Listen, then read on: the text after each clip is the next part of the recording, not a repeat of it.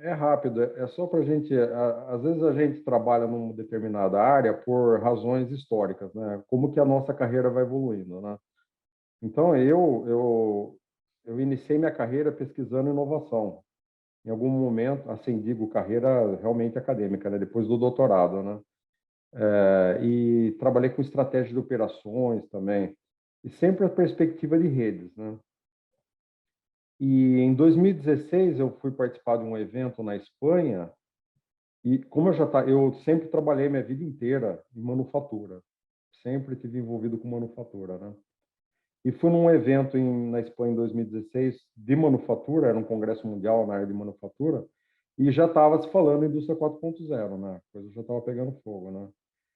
E aí eu comecei a me envolver com esse assunto naquela época já, né? Em 2016. Eu cheguei a publicar um artigo em 2018, né? Tratando da relação com proteção ambiental e indústria 4.0. E, e desde então, já em 2018, eu já estava ofertando uma disciplina chamada Indústria 4.0, né? Ah, eu já tinha falado para vocês, né? Sou graduado em Economia, mestrado em Engenharia de Produção e doutorado em Administração de Empresas, né? Pela FGV, com ênfase em operações. E eu fiz pós-doutorado em Logística de Embalagens. Então, vocês vão falar, pô, mas que loucura, né? Qual que é o fio condutor? É o que a gente chama de economia industrial, né? É o que eu falei para você. Eu sempre estive envolvido com a parte de redes, logística e inovação. É aí que entra a história da indústria 4.0, né? Então, você é a maior inovação na área fabril, né? Desde da terceira revolução industrial, né? Bom dia, boa tarde aí a todos.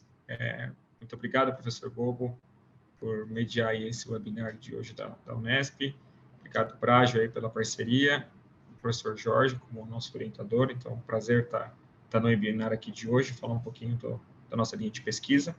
Como um pouco da carreira de formação, eu sou engenheiro mecânico de formação, então eu iniciei minha carreira no setor automotivo há mais ou menos uns 10 anos, um estágio lá na Scania, e desde então eu venho atuando em diversas áreas em diversos setores do setor automobilístico, desde engenharia, gerenciamento de projeto, passando por protótipo, compras, um pouco de manutenção e recentemente engenharia de processo na Volkswagen Caminhões e Ônibus e como assistente executivo do CEO hoje em dia. Então, tendo essa experiência e passado por diversas áreas, né, do setor automotivo, a gente vem trabalhando com as tecnologias da indústria 4.0. Então, desde da manufatura aditiva, na validação funcional, até Big Data com software de predição e definição de manutenção proativa, e mais recentemente com o MES, que o Braj conhece bem, ele é o cabeça desse projeto do MES nas nossas linhas de montagem. Então, essas bases tecnológicas nos deu bastante conhecimento nessa área de hardware da indústria 4.0. E aí surgiu a oportunidade de fazer um mestrado profissional em engenharia de produção. Eu já tinha um mestrado, como o professor Jorge mencionou, em engenharia mecânica, que foi mais um complemento da minha graduação, mas agora com o professor Jorge, e que me apresentou um pouco o lado humano da indústria 4.0. Então eu fiquei fascinado com essa esfera, conhecer os impactos dessas tecnologias no nosso dia a dia, nas nossas organizações. Então, desde 2021, eu venho estudando e pesquisando os impactos da implementação da indústria 4.0 no setor humano, na perspectiva do trabalho. Em janeiro último, a gente defendeu a tese do mestrado, e aí aceitamos esse desafio de engatilhar o doutorado, de iniciar o doutorado também na área de aspectos humanos da indústria 4.0, mas agora fazendo um estudo internacional, identificando como que é o comportamento da perspectiva gerencial dos impactos com a implementação dessa transformação digital. Tá ok. Obrigado, viu, Giovanni? Então, bom dia a todos, boa tarde também. Agradecer aí o convite, né? Agradecer ao professor Gobo, o professor Jorge e ao Giovanni aí, parceiro, a gente já trabalhou bastante junto em alguns assuntos. Eu sou o Luiz Brade, eu sou gerente de qualidade assegurada aqui na MWM, de manufatura e de Lean Indústria 4.0, né?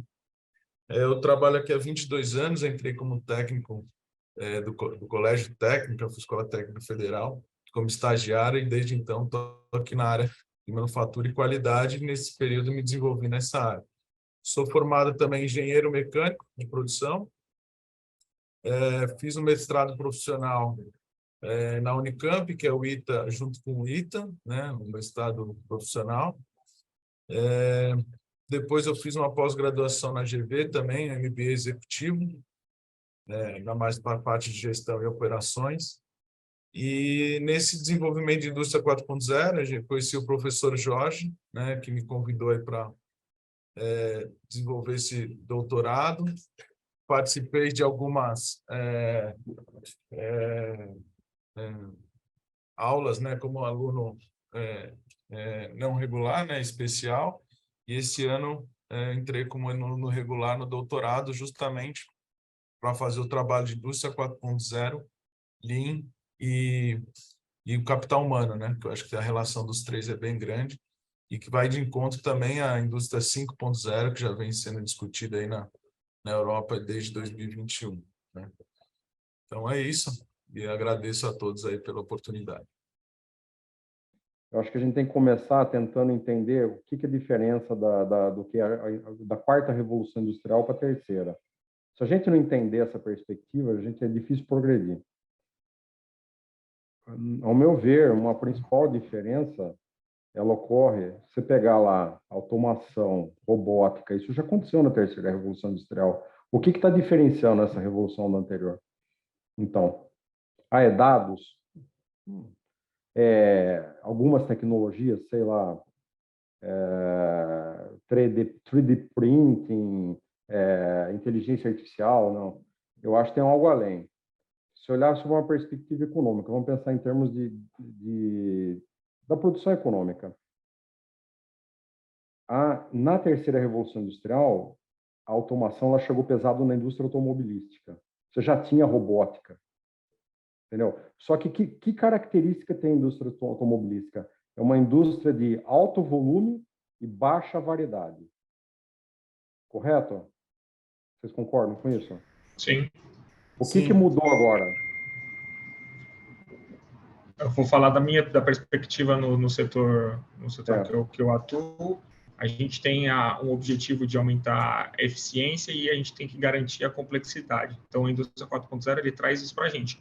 A gente tenta inverter essa balança que você falou. A gente tenta ter volume, mas trazer um pouco de complexidade, de personalização no nosso produto. Vou dizer o maior impacto onde está ocorrendo. A automação chegou na indústria de baixo volume e alta variedade. Esse é o ponto. Entendeu? Posso ficar meia hora falando para vocês de tecnologia, blá, blá, blá, blá, mas no fim do dia isso está acontecendo, entendeu? Você trouxe automação para uma indústria que está fazendo pouco volume e alta variedade. Então, por exemplo, eu sempre posto vídeos aí. Esses dias eu postei um vídeo da utilização de um robô no lixamento do cone do jato F-15 nos Estados Unidos. Eles têm um setor de logística que eles fazem a manutenção disso daí. O lixamento era manual. Aí olha o impacto na questão humana, né? Isso vai ser recorrente, tá? Mas eles fazem a customização hoje de forma automatizada, que pode ser até à distância, inclusive. Você não tem que estar com o operador ali do lado da peça, né? Mas você automatizou uma coisa que é extremamente de baixo volume e extremamente individualizada. Então, isso é uma característica interessante. O que está possibilitando isso? Aí vem as tecnologias. Vocês perceberam que eu não abri a conversa falando de tecnologia, entendeu? Elas são possibilitadoras, mas elas não estão mudando o paradigma econômico. O paradigma é esse daí que eu acabei de falar para vocês. Até então, a automação não tinha chegado nessa indústria, entendeu? E eu trabalho eu sou membro do conselho de uma empresa que está exatamente nesse tipo de setor. Quer falar? Pode falar, Luiz.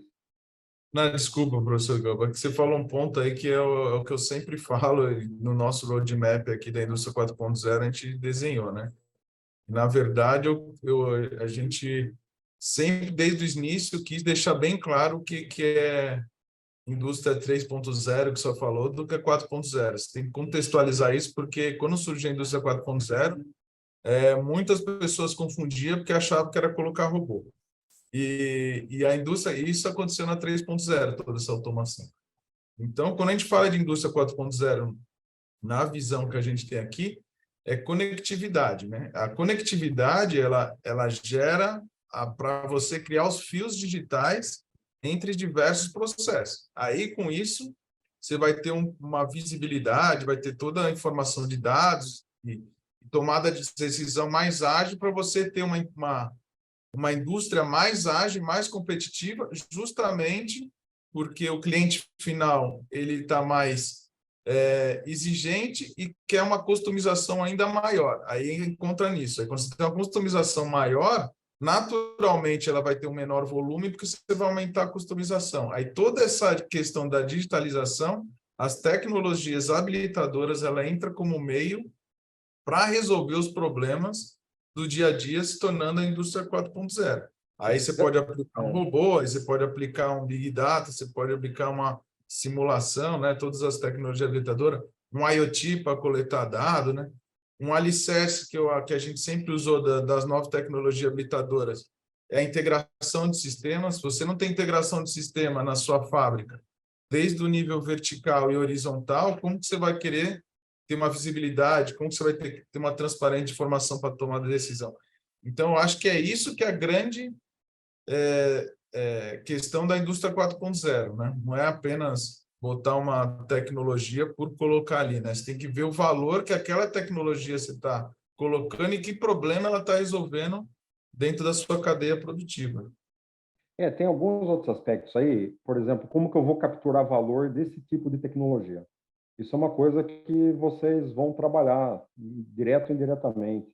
Você tem 4 formas: sigilo, proteção de propriedade intelectual e também tem um lead time. O que é o lead time? Eu implanto aqui, meu concorrente leva um tempo até ele copiar, né? Eu ganho no tempo, entendeu? E assim vai. Mas isso é questão da captura de valor. A questão da integração, é óbvio que ela vai ter que ocorrer, né? Porque uma outra característica que difere, você tem uma integração de tecnologias, você não tem uma tecnologia. Se você pegar, por exemplo, a segunda revolução industrial, o principal driver foi a adoção da energia elétrica, né? Então, você pegar. Então, era uma tecnologia mainstream levando toda a cadeia. Aqui não, aqui você tem uma profusão de tecnologias, só que você tem que integrar elas, né? Então, quando você fala num CPS, Cyber Physical System, ele o que é, se não a integração entre o mundo digital com o físico? E outra coisa que é errado enxergar a indústria 4.0, você pode ter indústria 4.0 dentro de um equipamento. Eu parei de enxergar isso, né? Porque assim, é uma confusão isso daí, né? O que eu vou olhar? O processo, a fábrica. Hoje eu olho tudo como um sistema ciberfísico. Independente se eu estou olhando uma fábrica, aqui uma fábrica é diferente. Uma fábrica vai envolver o MS, que o Giovanni falou, uma fábrica vai envolver, por exemplo, 5.0, a internet de alta velocidade e assim por diante. Mas quando eu vou, por exemplo, num veículo, né, imagine um carro autônomo. Eu tenho um Cyber Physical System ali do mesmo jeito. Concorda? Eu não tenho sensores e atuadores e eles não têm que ser integrados e não tem inteligência artificial tomada de decisão? Boa, aí a gente chega num outro ponto comum. O que a indústria 4.0 difere das anteriores, né? Quarta revolução, tomada de decisão autônoma. Isso é uma coisa que não tinha e passou a ter também. Então, a autonomicidade. Você passa a ter o quê? A inteligência artificial, ela permite o quê? Tomar decisão. Isso é uma coisa inerentemente que o ser humano fazia, aí que é o impacto no trabalho humano, né? A partir do momento que você tem um sistema que passa a fazer isso, qual que é o papel do humano aí? Está muita discussão do ChatGPT, né? Hoje, atualmente, né? E no fim do dia, o que o ChatGPT está fazendo? Ele está tomando decisões, né? De como eu estruturo por exemplo, um texto, vai ter impacto no trabalho, né? Mas o que eu vejo, assim, daí volta naquela questão, é ruim isso aí? Não, eu acho que não é questão de ruim, eu acho que pelo contrário, eu acho que é benéfico. O ponto é, você vai ter transformação no trabalho. Alguns empregos vão se tornar extintos, outros vão mudar a forma como entrega valor, e outros vão mudar, como que eu posso dizer? E novos empregos vão surgir também nesse meio tempo, né? Se me permite, só para trazer um pouquinho para o tema, a gente falando de perspectiva sindical e empresarial, que é o que você mencionou que impacta no trabalho, na pesquisa que a gente vem estudando aí na perspectiva gerencial, a gente identifica que existe um grande problema, sim, conhecer quais são as tecnologias. A gente identifica que as empresas elas estão implementando essas tecnologias, por isso que elas são conhecidas para nós, como o Braj apresentou o Roadmap, mas existe um grande problema de tentar difundir essas tecnologias tanto para o trabalhador e também, principalmente, convocá-los ou convencê-los ao envolvimento da implementação. Parece que a implementação das tecnologias ainda elas estão mais num nível estratégico, mais de tomada de decisão top management do que algo que acontecia no Lean, por exemplo, que é um caso de estudo do Braj. Mas, de fato, quando a gente fala de tecnologia, a gente tem que necessariamente associar com questões relacionadas com qualificação e competência dos trabalhadores. A gente não consegue, ou para obter o sucesso numa implementação e o resultado que essas tecnologias trazem, claro, a partir de investimento, tem que estar atrelado com que tipo de competência e qualificações desses trabalhadores. E isso vai por parte tanto da empresa, quanto parte do próprio trabalhador, e também da sociedade, da academia, né? dessa parceria da academia, entender ou não quais são as necessidades que eles têm que ter. Vou contar uma história para você, Giovanni. Outro dia eu fui caminhar na Exalc, eu sou de Piracicaba, né? Você já ouviu falar, Escola Superior da USP, de agronomia. Morei lá em Piracicaba, fazia bastante caminhada na Exalc. Na Exalc. Então eu estava andando lá, tinha um quadro lá com várias fotos da Exalc antiga, né? Tem um trecho que me chamou a atenção. Basicamente, o que o Luiz de Queiroz fez? Ele importou os trabalhadores. Ele trouxe inovação, que era a energia elétrica, equipamentos. Ele não tinha mão de obra aqui. Você imagina o Brasil do século XIX. O cara foi importando, entendeu? A mão de obra. Então, é uma dificuldade que a gente tem, é lógico, qualificação da mão de obra, entendeu? Mas tem outras também, né? A questão de você influenciar a adoção da tecnologia também, né? Tá só um diferencial, acho que a gente, e quando eu vejo o sucesso da indústria 4.0 assim na prática, né? Da aplicação das tecnologias habilitadoras como meio aí de solução de problema na fábrica, né? É isso que a gente encara. O nosso sucesso também foi porque a gente tinha um Lean muito robusto, né? Aqui na MWM. A gente trabalha bastante tempo. E com essa questão do Lean muito robusto, ela nos deu uma visão de a gente evitar automatizar desperdício. Então, com essa visão, a gente também usou as ferramentas de estrutura, tipo a A3, da ferramenta Lean, para estruturar todos os nossos trabalhos de indústria 4.0. Com isso, você consegue claramente definir os objetivos e onde você quer chegar com aquela tecnologia que você está aplicando. Outra forma também, quando a gente fala de tecnologia e inovação, a gente sabe que nem todas vai dar sucesso, né? Então, a maioria não dá, né? Você conhece bem a inovação, você sabe que funil da inovação lá, você tem que fazer bastante coisa para conseguir um resultado. Então, a gente sempre trabalhou com POC, né? Então, a POC, nas tecnologias, isso favoreceu a gente ter escalabilidade. Então, a gente faz uma POC, vê se está resultado, e aí, consequentemente, a gente já pega assuntos críticos aqui que daria para escalar, e com certeza isso daria uma amplitude aí na nossa aplicação. E aí, outro ponto que a gente fez desde o início também foi o desenvolvimento das pessoas, né? A gente criou um treinamento e-learning logo no início, em 2018, 19, sobre indústria 4.0 e Lean, e disponibilizou esse treinamento para todo mundo, desde o chão de fábrica até a alta gestão tem acesso. Quando dava parada de linha, a gente treinava o pessoal para eles conhecerem a tecnologia e ver o que iria estar chegando no chão de fábrica para eles já ir se acostumando. Então, acho que essa comunicação também do chão de fábrica, trazer ele presente para uma aplicação, porque quem sabe os problemas, as dores, é a linha de frente, né? A engenharia de processo, as pessoas, a produção, então eles conhecem os processos, eles sabem onde pode melhorar. Então isso a gente trouxe um pouco da filosofia Lean junto com a indústria 4.0, e aí a gente conseguiu implementar diversas iniciativas aqui na MWM. Não, perfeito. Eu acho que o caminho é esse mesmo. Você tem ideia da densidade robótica da sua empresa?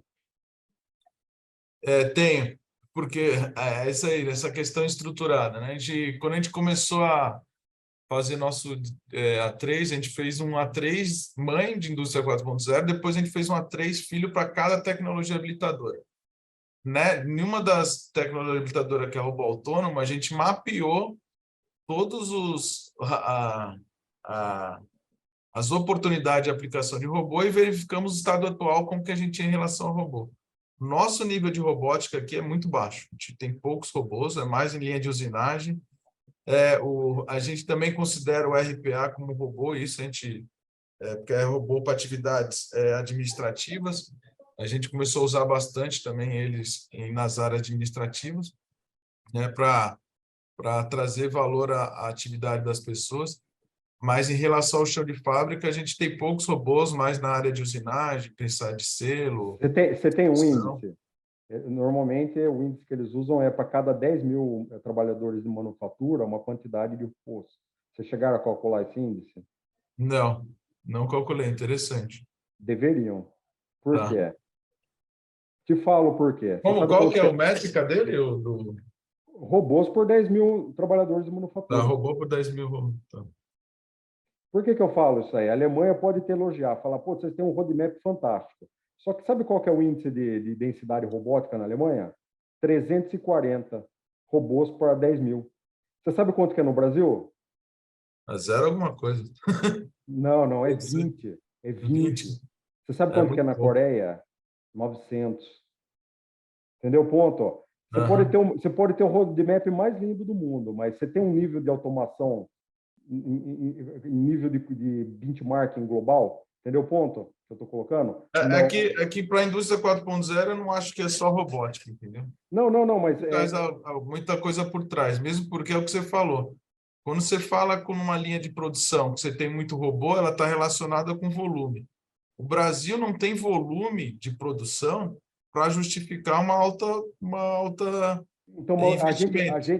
Quando você começa a investir, para você ter robô, você tem que ter TACT, né? Ou você faz aí quando você compara o investimento do robô versus o volume, o custo da sua linha de produção ela vai ficar muito cara, aí não fica competitiva. Então, aí entra também noutra discussão de conceito de linha de produção, né? Vamos por parte. Eu abri a fala falando que a robótica chegou à indústria de baixo volume e alta variedade, não chegou? Quer dizer, dá para automatizar a operação de baixo volume. Mas o custo não compensa. A gente tem a gente não pode tirar do contexto que nós somos um país em desenvolvimento. Capital custa caro aqui. Por outras razões, entra a economia, não vou discutir isso, tá? Mas capital custa caro aqui. Olha a taxa de juros. A gente tem a maior taxa de juros real do mundo, tá? Rate de dólar, né, também. Muito item importado. É difícil automatizar, entendeu? Mas, assim, aí eu volto à pergunta. Como que eu vou competir com uma Alemanha, entendeu? Se o meu nível de automação é muito baixo. Você também falou um item que me chamou a atenção, que é aquela questão do cone de areia. Modelo muito comum em engenharia de produção, tá? Eu tenho que ter uma base. Como que eu implanto indústria 4.0 se o meu nível de automação é muito baixo? Entendeu? Não sei se está fazendo... Percebe? Eu acho que eu tenho que ter uma estrutura de automação para poder daí... Entendeu? Porque a automação está por trás da indústria 4.0. Ela é intrinsecamente relacionada. Só que qual que é a diferença? É uma automação inteligente, tá? Mas se eu não tenho automação, eu vou pôr inteligência onde? Eu deixo a pergunta para você. E também tem a questão também, né, quando a gente fala no parque industrial, às vezes antigo, como que você vai conectar seu sistema legado de linha? Tudo. Isso não vai mudar, né? Então, isso é um dos pontos que também a busca por parceiros, né, também ajuda. Um dos projetos que a gente fez, que até outra frente de trabalho que a gente tem aqui é buscar funding do governo mesmo, né? A gente usou bastante a BDI, Rota 2030, justamente porque você está testando tecnologia, às vezes é difícil o custo de investimento. E um dos projetos foi justamente isso. A gente trouxe realidade virtual para o chão de fábrica para ajudar a manutenção. E aí a gente esbarrou em como que você vai conectar o sistema legado dos centros de usinagem, né? Então, aí a gente encontrou algumas ferramentas da própria Siemens, lá tinha o Brownfield, que ele é um gateway que você consegue conversar com qualquer tipo Isso de evoluiu comunicação. muito Aí hoje. você começa a trazer valor de informação. É o que você falou. Às vezes você tem um CLP ele standalone, você tem automação apenas numa máquina, né? Mas para você gerar a indústria 4.0, ela tem que estar comunicando com algum sistema para te trazer informação para a tomada de decisão, né? Então, mas aí que está o ponto. Ó. Não é só trazer informação, é a tomada de decisão autônoma. Esse é o ponto, entendeu? Eu não uso a comunicação só para trazer informação. Eu uso para poder tomar decisão local. O grande diferencial na indústria 4.0 é tomar decisão autônoma, entendeu? Então, um robô, eu trabalho com robô de solda, por exemplo. Abro um gap na chapa lá. Eu não tenho que o operador parar a operação. O robô vai tomar a decisão o que ele vai fazer com a velocidade, com o ajuste do arame, blá, blá, blá. Mudar os parâmetros de máquina. Ele toma a decisão, entendeu? Esse é o paradigma. Agora, Só que para outra isso ele coisa. precisa ter uma integração para gerar um algoritmo, para ele entender, né? Aí precisa dar a comunicação da integração de sistemas, né? Ele tem que ter sensor, ele tem que estar Tem que conectado. estar conectado, né? Você viu que eu abri a conversa dos 4.0 sem falar em tecnologia, porque isso tudo, elas são possibilitadoras, tá? No fim do dia, né? São elas que vão possibilitar. Mas no fim do que eu estou fazendo, querendo fazer o quê? Eu quero que ele tome a decisão autônoma, entendeu? É tomar a decisão autônoma no chão de fábrica. O que possibilita isso? Aí entra Wi-Fi de 5.0, entra sensores, entra eu ter proximidade da poder computacional, baixa latência, porque ele tem que tomar decisão entendeu? Não vou ficar entrando nisso daí. Mas entendeu o contexto? A gente tem baixo nível de automação, a gente tem que introduzir inteligência na automação. Como que eu faço isso com baixo nível de automação? Entendeu? E aí você vai ter muito mais dificuldade em relação ao trabalho. Você vai ter, se a gente está com baixo nível de automação, a hora que eu trouxer isso dentro, eu vou ter maior impacto no nível de trabalho. E qual que é a relação com o Lean? Você está trabalhando com o Lean. Eles são complementares, eles não são antagônicos. Quando você, por exemplo, automatiza pintura, eu tenho gráficos que mostram que o consumo de tinta cai. Não é? Entendeu? Então, ele, na verdade, agora é lógico, eu gostei muito desse papo seu, de assim, eu tenho que ter uma automação, o Lean, ele vai me dar suporte e não gerar desperdício na automação, né? Que tem vários exemplos, você começa a automatizar demais, se você não tem um conceito Lean, você vai ter mais trabalho depois para retrabalhar uma automatização que você fez do que ela ser efetivamente no operacional no chão de fábrica. Isso não vai acontecer. Mas assim, aí também tem essa questão de tinta, né, de aplicação de tinta.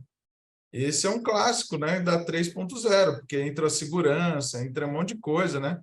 E aí o output dela, com certeza, a redução da tinta também. O que é diferente a pintura hoje? O que tem de 4.0? Vamos imaginar um exemplo. A 4.0 talvez seria nos parâmetros de qualidade, talvez, né? Não. Você espessura usa de camadas, talvez. Não, tem um negócio chamado scanner 3D. Scanner 3D. A hora que você passa uma peça, hoje como que funciona? Hoje o pintor vai lá, imagine que de novo, eu estou falando de indústria baixo volume e alta variedade, tá? Não estou falando de automobilística, tá? Automobilística, você programa o computador uma vez, ele vai fazer a mesma coisa sempre, né? Aliás, eu tenho que discutir a questão de programação de computador também, que ela veio evoluindo, tá? A de robô, desculpa, de robô. Mudou completamente, né? Não, para você ter o perfil da engenharia de processo mudou. Eu mudei um cargo aqui na empresa porque eu criei um cargo de engenheiro de integração de sistema. O cara tinha que saber um monte de linguagem de programação que não é normal no engenheiro, né? Não. Isso que você tinha falado é interoperabilidade. Quando eu tenho máquinas já que não estão, eu tenho que aumentar a interoperabilidade na fábrica. Mas voltando a essa questão do robô de pintura, você usa um scanner 3D, por exemplo, para ele vai... Aí que entra a história do mockup digital, ele cria uma imagem digital daquela peça e ele vai pintar por objeto, por objetivo, a peça. A tomada de decisão é local. O robô vai falar o que ele vai pintar, ele não vai esperar algum operador tomando decisão. Entendeu? Então, olha os componentes que a gente está falando. Tomada de decisão autônoma, estou atendendo a indústria de alta variabilidade, né? Então, esse tipo de tecnologia está permeando todas as aplicações. Aquela do cone que eu falei, entendeu? Mas, no fim do dia, o que eu estou fazendo? Automatizando o processo, só que é uma automação diferente da do passado, né? A própria programação do robô mudou. Não dá para você discutir isso sem discutir a questão da programação do robô também. Hoje você usa, por exemplo, eu vi uma aplicação, você usa óculos de realidade aumentada, sabe thermocoating? Você sabe o que é thermocoating? Thermocoating é uma aplicação muito específica, porque ela é feita em até 800 graus, 1000 graus centígrados, a aplicação do coating, né? E você pode, por realidade virtual, vamos imaginar que é uma coisa de baixo volume. Estou fazendo manutenção de um coating. Você quer coisa mais customizada do que uma manutenção? Por realidade virtual, você vai lá e aponta onde você quer que o robô deposite o coating. Entendeu? Tá os componentes aí. Eu estou integrando o mundo virtual com o físico, tomada de decisão autônoma, porque o robô vai tomar a decisão de que a peça está, etc. Entendeu? A questão da automação também é um dos cases que a gente tem na manutenção mesmo, né? A gente criou um metaverso onde o manutentor ele é guiado pela tecnologia, né? Lá a gente gera uma gestão do conhecimento também de histórico de outros manutentores, e aí através de um assistente virtual ele vai falando, vai tirando dúvida, vai perguntando. Isso a gente fez a POC, a gente vai implementar em breve aí. Justamente trazendo também automação para uma área que manutenção não tinha, né, praticamente, né? Depende muito da mão de obra do operador lá para conhecer a máquina, né? Mas vamos Essas pensar são no umas futuro. dores que você sente, né? Então, através das dores, você vai buscando a tecnologia como meio para resolver, né? Então, mas vamos pensar no futuro. O que está acontecendo? Eu estou automatizando, eu não automatizo mais só um processo. Eu estou começando a automatizar todo tipo de processo dentro de fábrica. Se você pegar, por exemplo, esse exemplo... Manutenção preditiva, a gente já está trabalhando, é o que você falou, né? Entendeu? Então, então, só que o que é automação? Automação inteligente, né? Escalando diferentes processos, acontecendo numa indústria de baixo volume e alta variedade, percebe? Então, o que é a quarta revolução industrial? A automação chegou naquela indústria que mais empregava gente. Né? Então, a automobilística já tinha automatizado lá atrás. E para a automobilística, o que significa isso hoje? Significa eu customizar o meu produto. Significa eu vou atuar como se eu fosse alta variedade e baixo volume. Só que, não, mass customization, só que, porém, com alto volume. Aí, quando a gente fala automobilística, também ela é bem ampla, né? Porque tem automobilística mais voltada para alto volume de carro, mas quando fala o nosso mercado que eu e o Giovanni trabalham, que é de caminhões, né? Aí eu considero um baixo volume em relação ao mundo. Não, você está na mesma linha. Isso é o baixo volume e alta variedade. E alta variedade, é isso aí. Entendeu? Então, e aí a gente tem que ser bem versátil com a automação mesmo, dos comentários. Entendeu? Giovanni, o que eu tinha falado, você sabe o índice de densidade robótica aí da empresa de vocês? Olha, a gente, em número eu não sei, mas é muito baixo. O que eu abri para o Luiz, eu já abri a conversa falando disso. Você sabe qual que é a média mundial? Está em torno de 150 robôs, 140 robôs para cada 10 mil trabalhadores de manufatura. Você sabe quanto que é o Brasil? É 20 para 10 mil. Você sabe quanto que tem a Coreia? 900 para 10 mil. Aí ele pegou o exemplo da Alemanha, falou que a Alemanha elogiou o roadmap deles. Eu falei, mas a Alemanha tem 340 por 10 mil. Entendeu? Mas como você havia colocado, a indústria 4.0 não é só o robô, né? Ou só a tecnologia. E como o roadmap dele abrange a interconectividade ou os sistemas cyberfísicos dessa tecnologia, é aí que eles abrem os olhos, porque eles têm dinheiro e a tecnologia é barata na Alemanha, coisa que a gente não tem aqui. A gente tem um grande problema que o nosso CAPEX não é destinado para investimento de tecnologia. Então, e para a gente comprar um equipamento, a gente tem que comprar da Alemanha. Eles têm equipamento na porta deles. Só que às vezes eles não têm estratégia de implementação como a gente tem, que é o caso que o Brajo tem. No estudo que a gente fez, no meu caso da cadeia de motorização de veículos comerciais aqui no consórcio modular, é interessante notar que o Brajo falando que a indústria dele de motores não tem tanta automatização, mas é ele que mais tem iniciativas.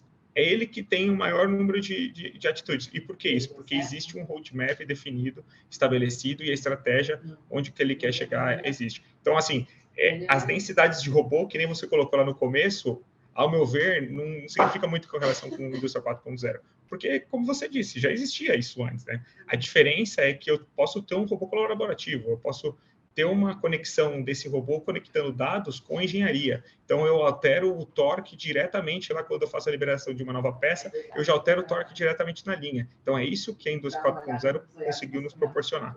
Giovanni, eu tenho que ter automação para poder dar inteligência. No fim do dia, o que eu tenho? Eu tenho um robô inteligente é o objetivo, aquele robô com tomada de decisão autônoma. Não é só o robô. Só que se eu não tenho um parque automatizado, eu vou dar inteligência para quê? Tem outras formas, né, de você dar inteligência sem um robô, quando você faz igual o exemplo, né? Quando você gera uma conectividade de equipamento que pega dados da máquina, né, que nem a gente tem aqui de centros de ginástica, você joga para uma nuvem todos esses dados, que a gente usa a nuvem do Mindsphere. Lá tem todo um histórico que vai coletando informação, e aí esse algoritmo ele te fala, ó, esse fuso, pela tendência dele de temperatura, acho que é melhor você trocar. Aí você trouxe uma inteligência para manutenção sem a necessidade de um robô físico, né? Então, mas esse é o conceito que a gente traz também. Então, nós temos níveis de inteligência.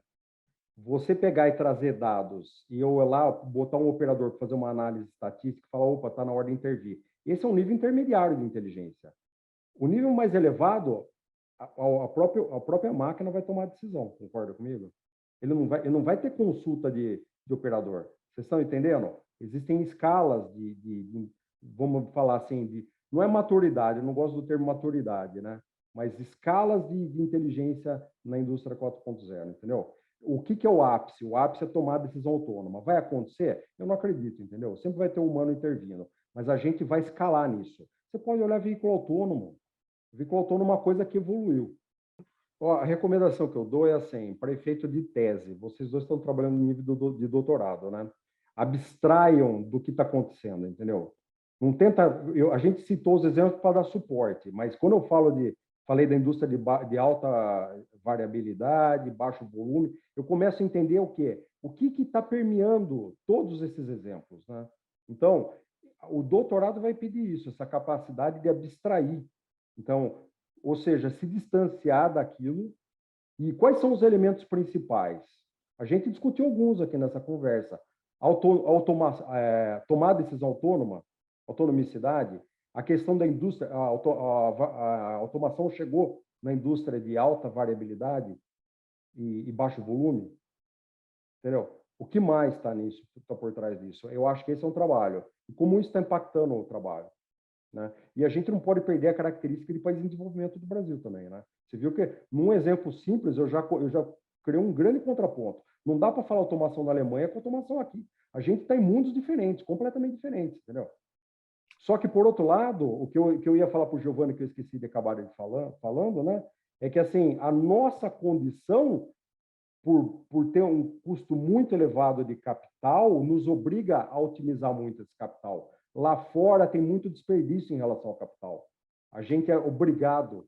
Por isso que eles nos vêm com ações inovadoras nessa área, que a gente não tem espaço para desperdício, principalmente de capital. Então, é a nossa condição de país subdesenvolvido que nos entrega esse tipo de coisa, tá? A gente não pode perder a perspectiva. Então, para o doutorado, não percam a perspectiva, tá? Olha como um distanciamento maior. Acho que passando também um pouco a nossa experiência, que acho que é isso que o Jorge busca aí com esse webinar, para quem decide ou gostaria de tomar a decisão de entrar no mestrado profissional. A gente da organização, a gente às vezes tem um pouco de aversão, um pouco de receio do mundo acadêmico. Mas o que me ressaltou, o que me motivou bastante a aprofundar esses conhecimentos, é tentar encontrar alguma coisa que eu consiga implementar dentro da organização, esses conhecimentos que a gente acaba gerando.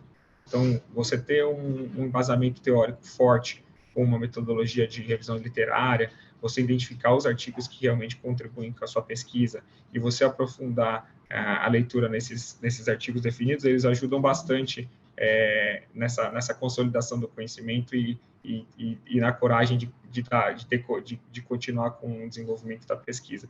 Que isso me ajudou muito e como um resultado desse mestrado profissional que eu realizei na Unesp, na FEG especificamente, a gente teve um resultado de 2 artigos publicados, então um na SAE, um artigo bem legal, que foi uma parte de uma pesquisa, e o segundo também, que mais recentemente, que nos enche de orgulho, foi um artigo publicado na Journal Production, da BEPRO. Então, esse tipo de geração de conteúdo, ao meu ver, é motivo de orgulho e nos dá muito orgulho mesmo. Então, para a parte da organização, ter essa geração de conhecimento, que é o que eu acho que falta um pouco dessa conexão academia e organização para a gente evoluir aí nessa transformação digital.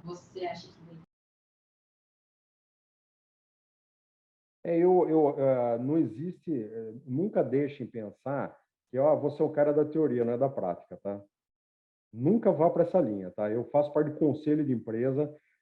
A última reunião que eu tive, eu estava discutindo teoria econômica com o pessoal lá, para mostrar, no fim do dia, para mostrar o quê? O que está acontecendo na situação, entendeu? Então, a teoria nos ajuda a isso, a predizer, entender. Isso é importante, porque às vezes a gente está num turbilhão de coisas e ela vai conseguindo. Por isso que eu falei de novo, não se distancie do problema. E aí que é o papel do acadêmico, ele tem que ter coisas generalizáveis.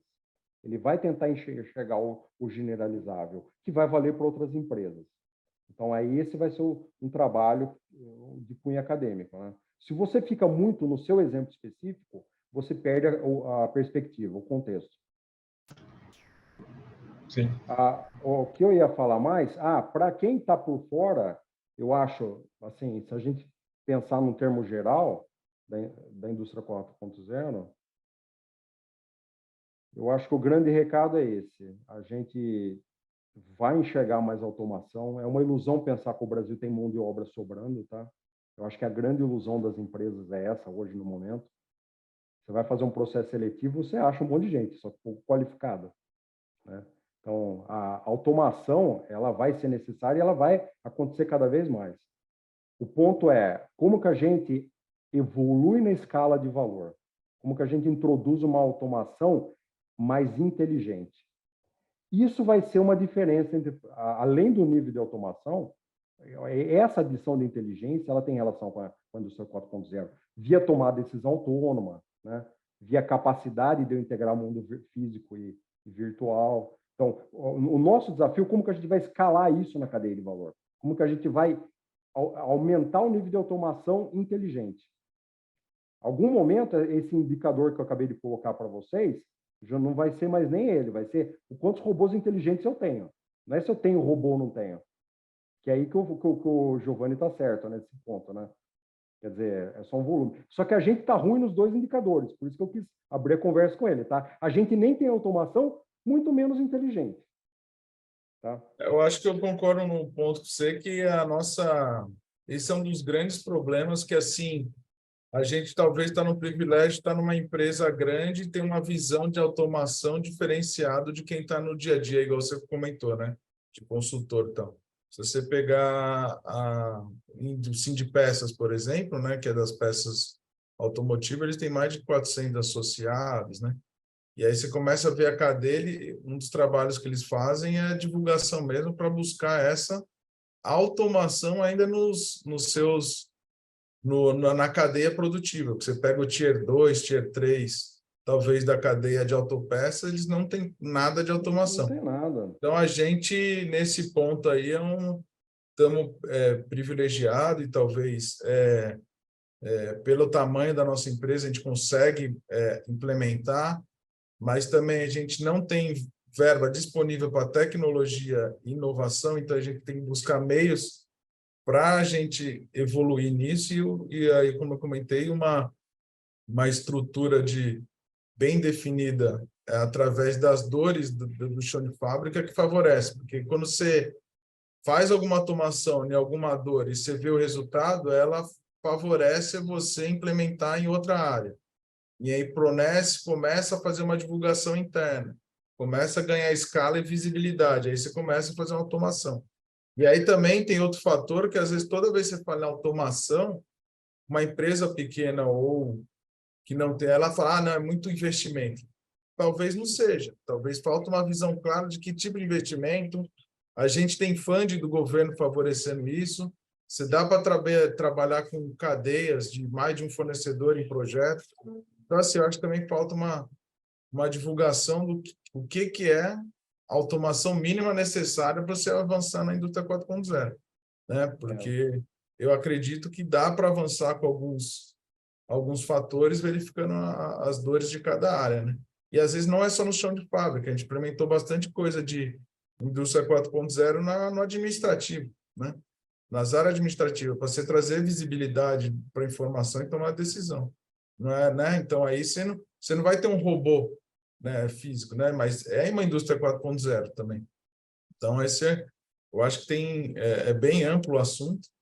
E aqui nessa nossa linha de pesquisa, a gente pretende, né, trazer também a forma de estruturar os meios para também fazer uma automação, como que a gente vai fazer a indústria 4.0, como que a gente vai preparar as pessoas, né? Eu acho que tem uma visão mais holística, igual você falou, né, não limitar, mas para trazer um resultado efetivo, que eu não falo, que eu acho que o benefício maior de tudo isso, né, da indústria junto com a universidade trabalhando junto, é você trazer para o Brasil um diferencial produtivo, né? A gente se transformar num país, talvez, no futuro da inovação, né? Que aí você consegue trazer valor agregado para o país. Professor Gobo, você quer colocar as palavras finais e encerrar? Por favor. Eu acho que o Luiz ele colocou bem esse ponto aí.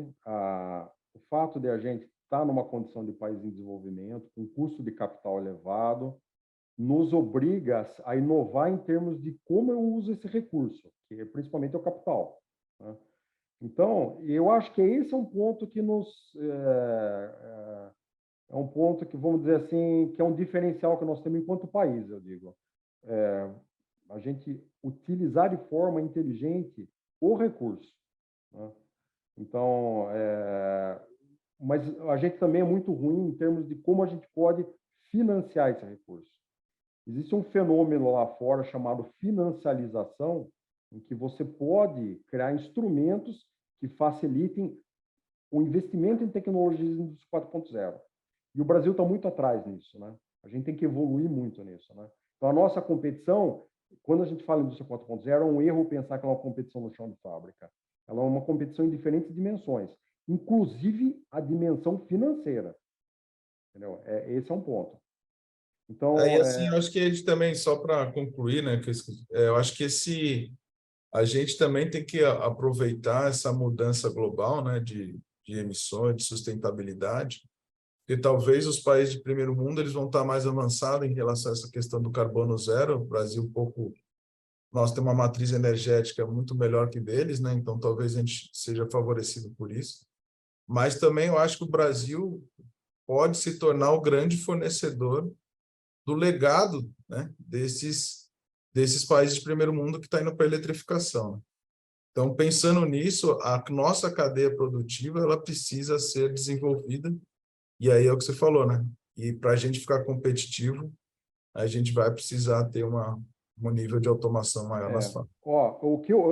Fechando, um fechamento. O que nós precisamos? Influenciadores de indústria 4.0.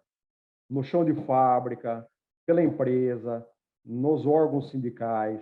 Ou seja, o que é o papel do influenciador? Olha, essa tecnologia é importante, ela tem valor, vamos adotar ela, entendeu? Falta maior divulgação disso, falta uma capacidade de influenciar. Isso tem relação com inovação. Se eu conseguir influenciar, eu vou melhorar a adoção. Então, a gente tem que melhorar a taxa de adoção dessas tecnologias, que isso vai nos dar competitividade. Não é puramente só uma questão financeira. Muitas vezes a gente tem barreiras que nos impedem adotar. E isso a gente não pode ter. É uma coisa que a gente tem que ter aos poucos eliminando, tá? Então, essa capacidade de influenciar, ela vai ser importante. E a gente tem as razões do porquê de fazer isso, né? Que a gente discutiu aqui. Eu vejo como um futuro bom, não como um futuro ruim. Eu não tenho essa visão negativa das tecnologias em si. Só que a gente precisa acelerar a adoção delas, né? A China, se eu fosse escolher um paradigma, eu escolheria o paradigma chinês. A China aprendeu uma coisa com os Estados Unidos. O paradigma deles é o tecnológico. Eles colocaram um paradigma tecnológico lá atrás. Você pode ver, hoje a China está competindo em nível de igualdade com os Estados Unidos em muitos setores. A adoção de veículo elétrico hoje é maior na China do que nos Estados Unidos. Mas eles adotaram esse paradigma. Vamos voltar ao Brasil. O Brasil tem um paradigma tecnológico? Não. Por questões culturais, históricas. Como que a gente incorpora esse paradigma? É uma questão que eu deixo para vocês aí. Como que eu acelero a incorporação desse paradigma? Em nível de chão de fábrica, em nível de empresa, em nível de país. Nós não temos isso.